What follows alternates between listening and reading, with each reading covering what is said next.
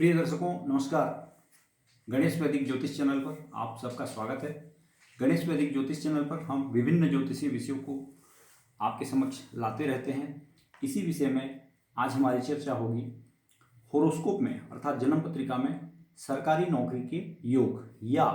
सरकार से जुड़कर काम करने के योग कैसे देखे जाते हैं, या वह क्या ग्रही स्थिति है जो यह तय करवाती है या एक ज्योतिषी यह तय कर पाता है कि जातक या जातिका सरकार के साथ जुड़कर काम करने की योग्यता अपने व्यक्तित्व द्वारा रखता है या नहीं। तो प्रिय दर्शकों, एक जन्म पत्रिका यहाँ पर प्रथम से लेकर द्वादश भाव तक की बनी हुई है और कुछ जगहों पर अर्थात कुछ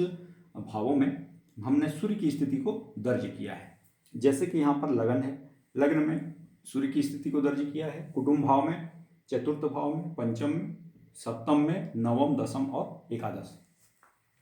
तो प्यारे दर्शकों, यहाँ पर लग्न में अर्थात प्रथम भाव में जब भी सूर्य की स्थिति हो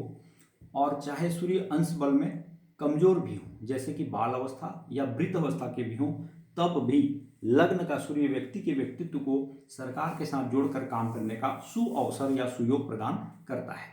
ऐसा जातक हो सकता है कि शासकीय सेवा में आ जाए, हो सकता है कि यह पॉलिटिक्स ज्वाइन कर ले, राजनेता बन जाए, या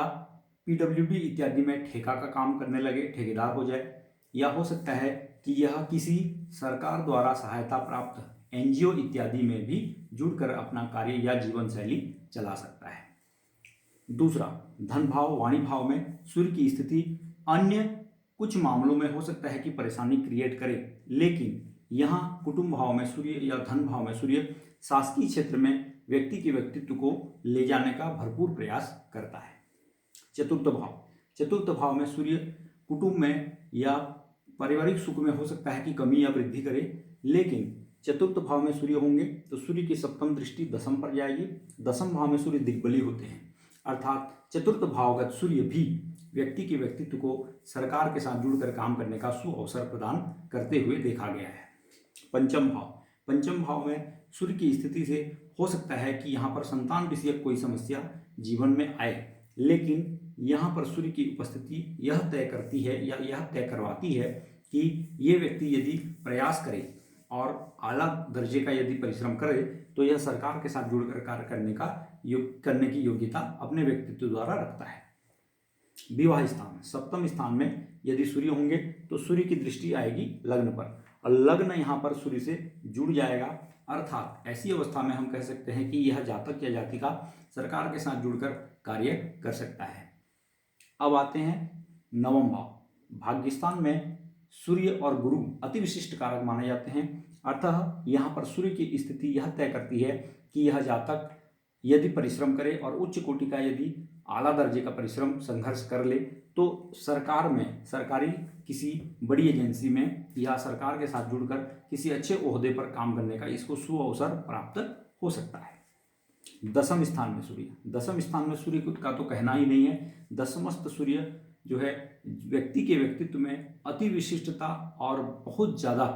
सरकार के साथ जुड़ने की योग्यता प्रदान करते हैं। ऐसा व्यक्ति सरकार में बड़े बड़े उच्च पदों पर अक्सर देखे जाते हैं, और यदि वह सरकार में सर्विस में नहीं है तब भी हो सकता है कि पॉलिटिक्स में हो, कोई बहुत बड़ा सरकारी ठेकेदार इत्यादि हो, या किसी बड़े एनजीओ का संचालक भी